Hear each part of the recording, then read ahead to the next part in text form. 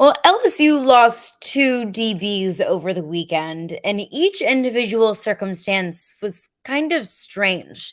The timing is a little bit strange. How they got there was a little bit strange. So, what does that mean moving forward for LSU football and this defensive back group that's kind of a question mark going into the 2023 season for the second year in a row? I'll get into that, plus so much more on today's edition of Locked in LSU. You are Locked On LSU, your daily podcast on the LSU Tigers. Part of the Locked On Podcast Network, your team every day.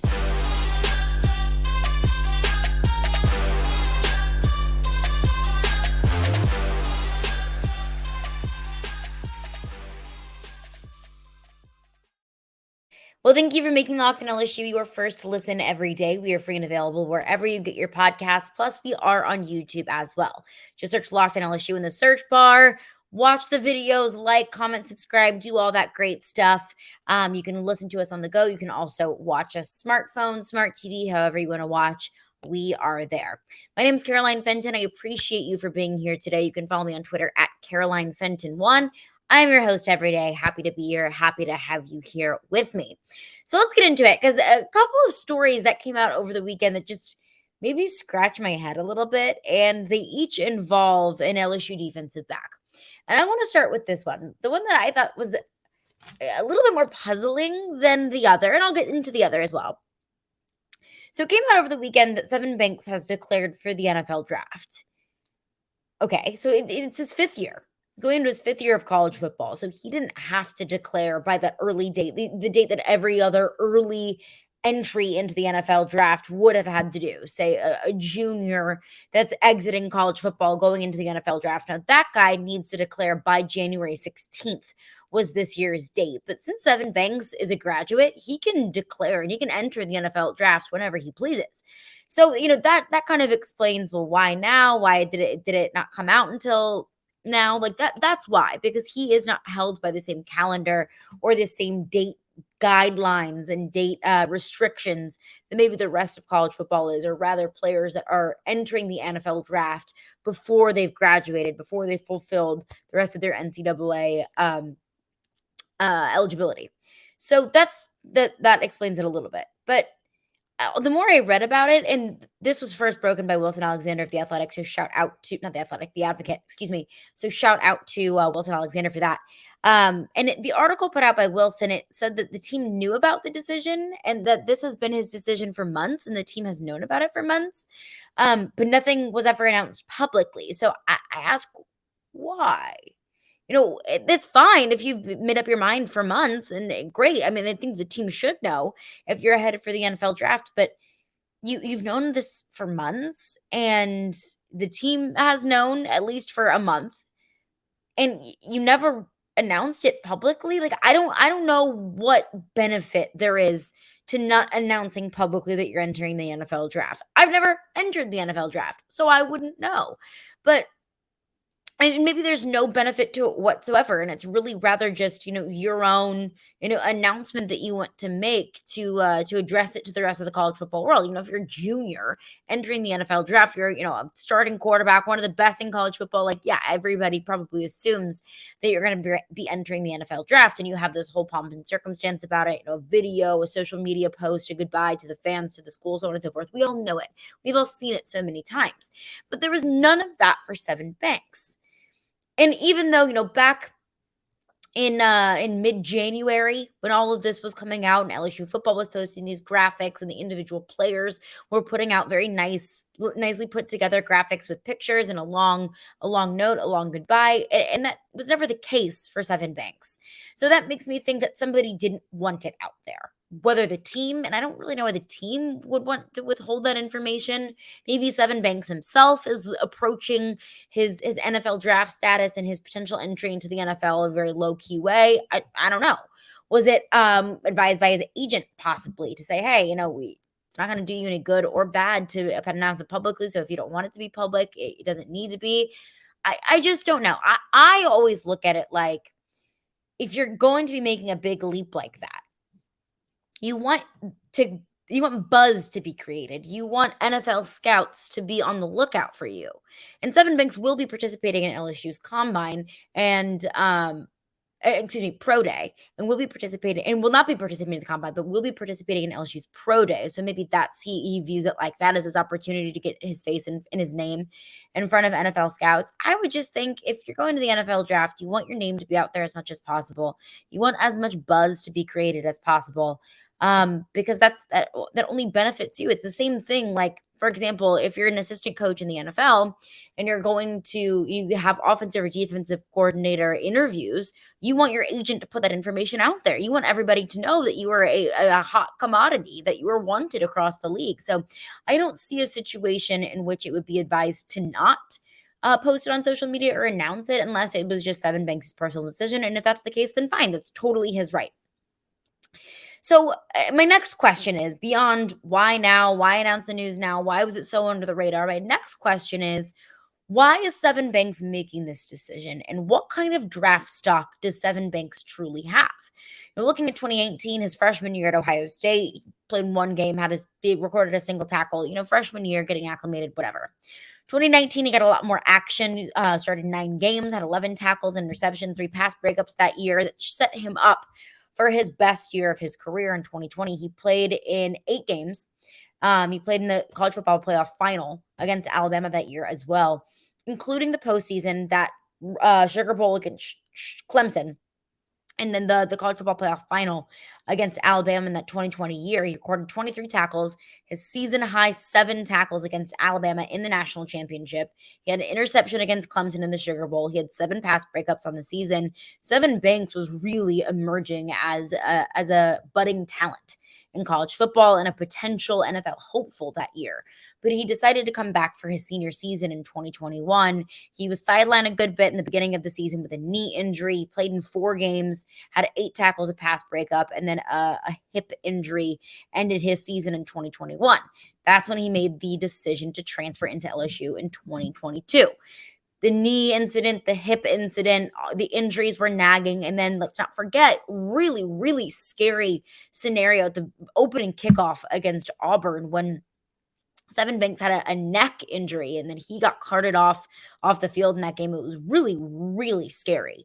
Scary incident that ended his season. So looking at his career so far, in the last 2 years, he's seen very, very little production because of injury. And you're now 2 years removed from a career season where a lot of people were projecting him as maybe even potentially a late first round pick, maybe a first, second, third round pick, maybe a first or second day guy in the NFL draft.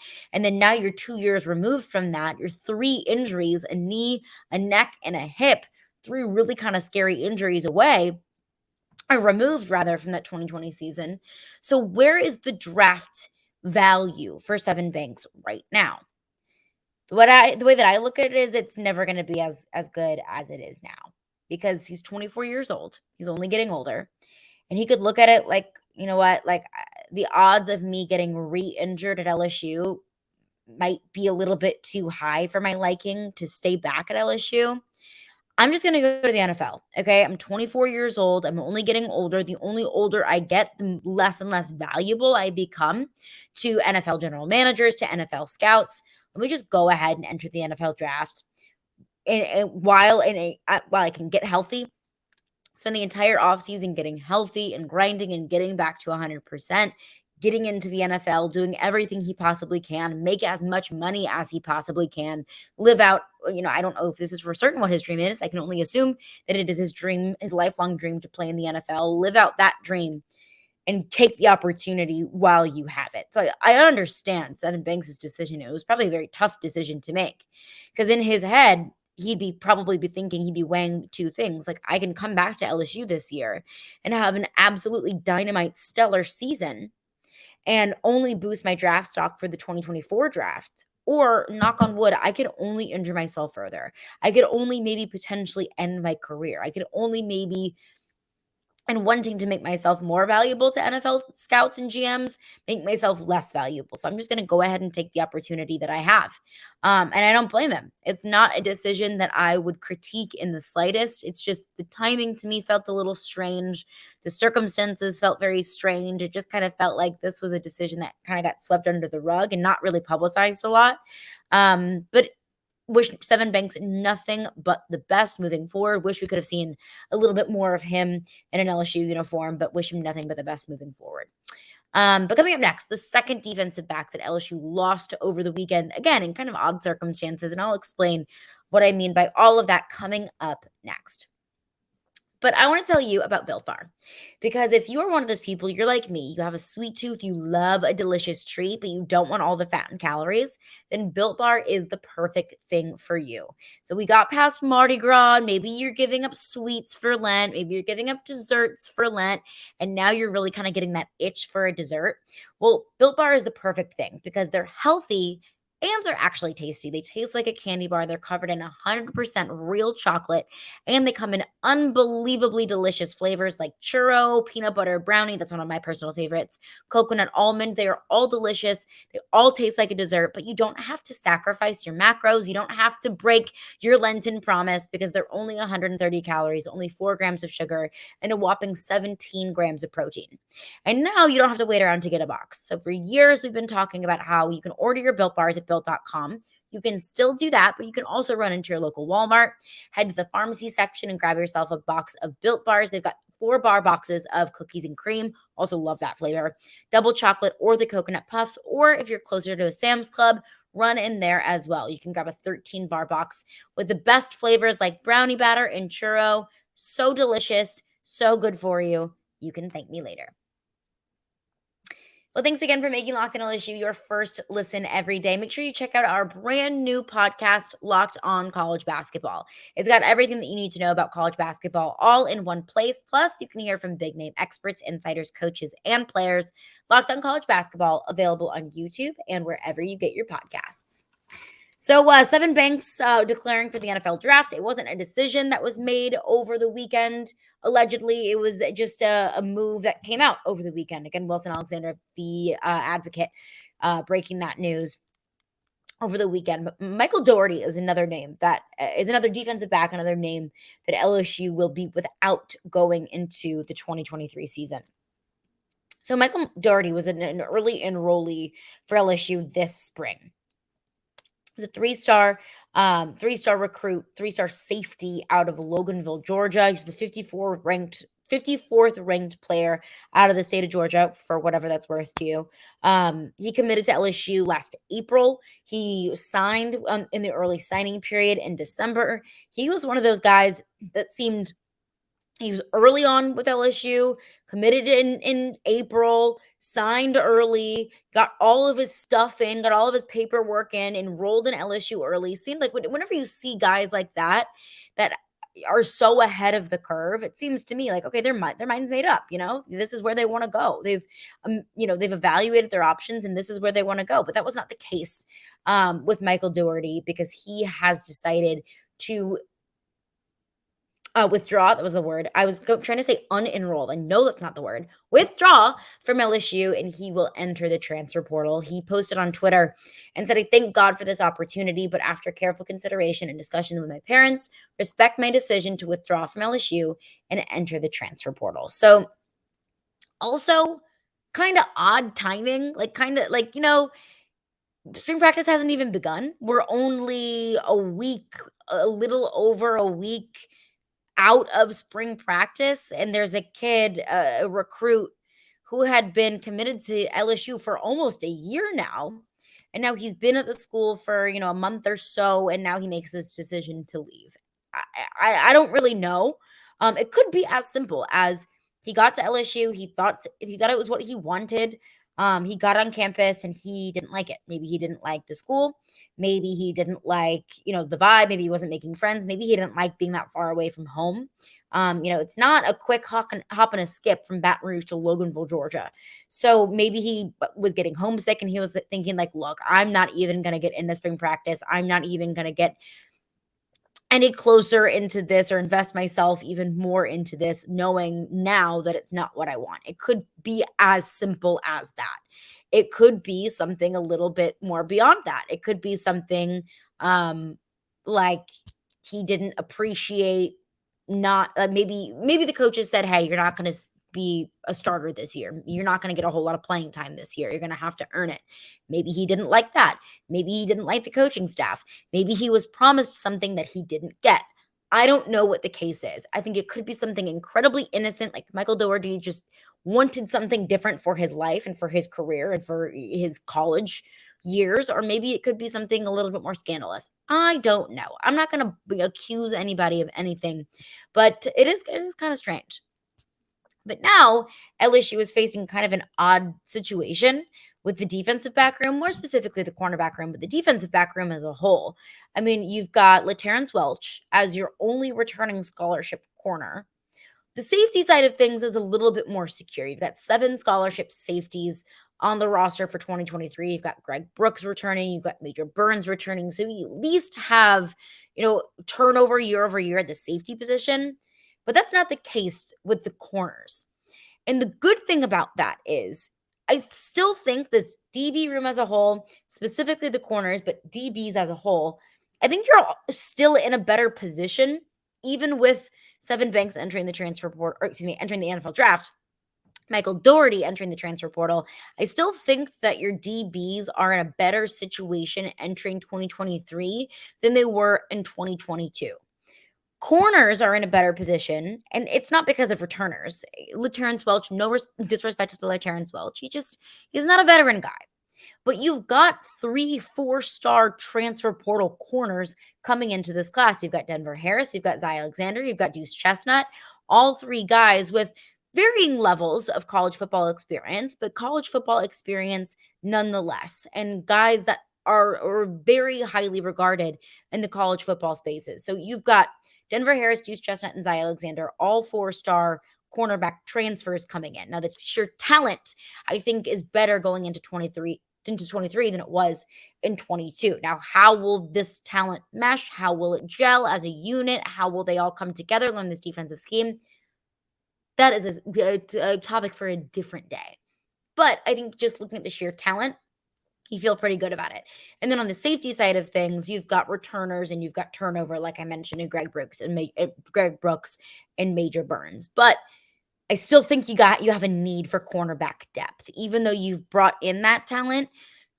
Getting some of those young guys in there, or maybe getting guys just simply as depth pieces, wouldn't be the worst thing where this cornerback room is right now. But that's the beauty of the spring transfer portal period. Brian Kelly, Matt House, Robert Steeples, the defensive coaching staff will be able to evaluate where the corners are, where the DBs are in spring practice, and then they can make a plan moving forward of how they want to attack the spring transfer portal period. So I think there's some pros of all of this. There's some silver lining in all of this, but of course, losing 2 pieces, depth pieces, one of those with a lot of experience. Another one of those could be one of those guys that we saw, spending his career at LSU. You don't have that anymore, but I would still say overall net positive for the DB room. Coming up next, whole lot happening in LSU sports this weekend. So we'll do a quick weekend roundups to make sure that you are set with all the news that came out over the weekend. We'll get into that coming up next. All right, a quick little weekend roundup. Let's start with men's basketball. I have a lot of thoughts on men's basketball, and I don't have enough time on today's podcast. But we will be joined by Jason Jordan, who was Locked On's official college basketball recruiting insider. We'll chat with him this week, and I want to get his thoughts on, from a recruiting side of things, how this LSU basketball team is poised for the future, how this LSU basketball team should be attacking recruiting, how they have attacked recruiting so far.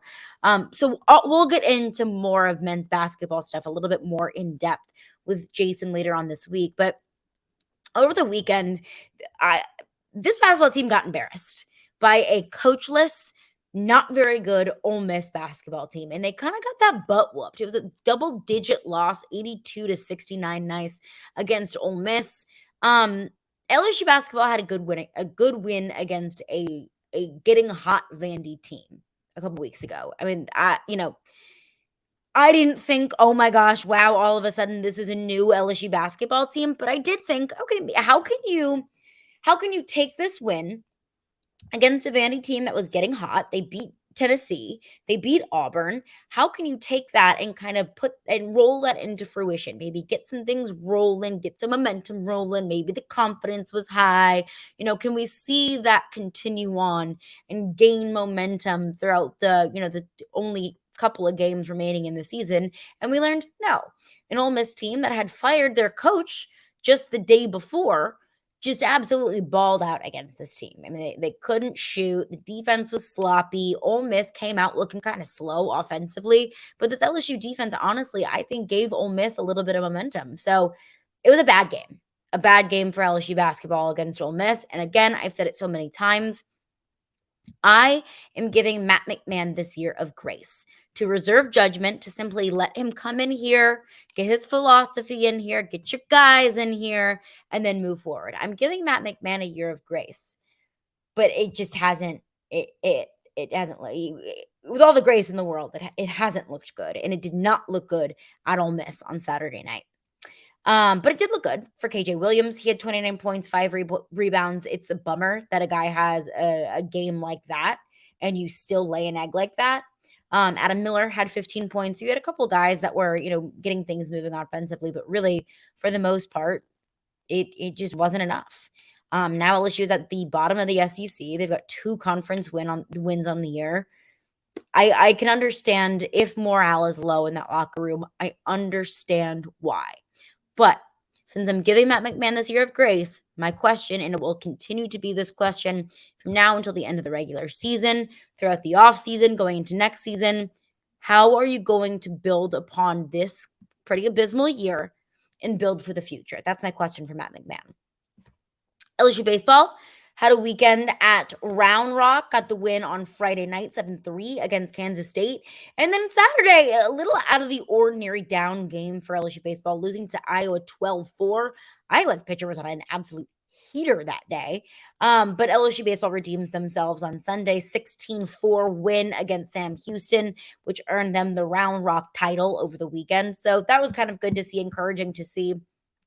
It's at least a turnaround, maybe a little bit of a wake-up call, maybe a little bit of identifying some of the things that went wrong on Saturday and fixing those things on Sunday. I wasn't concerned on Saturday. It's the beginning of the season. I think this team has a lot of things to figure out. They're dealing with a lot of transfer portal players. They're dealing with a lot of freshmen who probably deserve starting time. So I even said this, at the beginning of the season. I said it might take a little bit of time for these pieces to fit together. But I also said, if you're the number 1 team in the country and you're collecting all of this talent, you're not afforded a whole lot of time. You're not afforded a ton of time to be able to figure some things out. But I think that looking at the jump from Saturday to Sunday, you can see some of those fixes there. Also heard Ben McDonald talking over the weekend about how this LSU offense hasn't even found its stride yet, which is encouraging to see after a 27-run 3-game series over the weekend at Round Rock. So we'll continue to look into LSU baseball moving forward. Final thing over the weekend, women's basketball capped off their season with a 74-59 win at home against Mississippi State on senior night. Angel Reese continues to show off, continues to show out. She finishes the season after the game against Mississippi State with 27 double-doubles. Let's not forget, this team plays 28 games in a season. Angel Reese, in all but 1 game this season, has recorded a double-double. I mean, those are historical numbers. She tied Sylvia Fowles for the number of double-doubles in a single season. And we all know and love Sylvia Fowles and know and love what she accomplished at LSU, she accomplishes in the WNBA. And another note on that as well is off the court stuff. LSU women's basketball set a new record for the PMAC attendance, over 15,000. They broke that record earlier this season and then broke that record again against Mississippi State. So that is really, really cool to see. I think it is evidence that when you invest in women's sports, that this fan base in particular will continue to give back to it. That Kim Mulkey has just breathed life into this team like nothing that I have ever seen. So it's really encouraging, really exciting to see how much love LSU basketball is getting. LSU women's basketball is getting, very deservedly so. Got to see them they played at Vanderbilt last week. I live in Nashville, so I got to go see them and their big win against Vanderbilt last week. So that was fun to see. Nice to see some friends in purple and gold while I live in Nashville. So LSU women's basketball will get ready to head to Greenville for the SEC women's tournament. So we will give all the updates on that as we get them. But that is going to do it for me today. Thank you for making Locked on LSU your first listen today. For your second listen, check out our brand new podcast, Locked on College Basketball. Experts Isaac Shade and Andy Patton bring you everything that you need to know on and off the court. Plus, you can hear from big name experts, coaches, and players throughout the basketball landscape. Locked on College Basketball, available on YouTube and wherever you get your podcasts.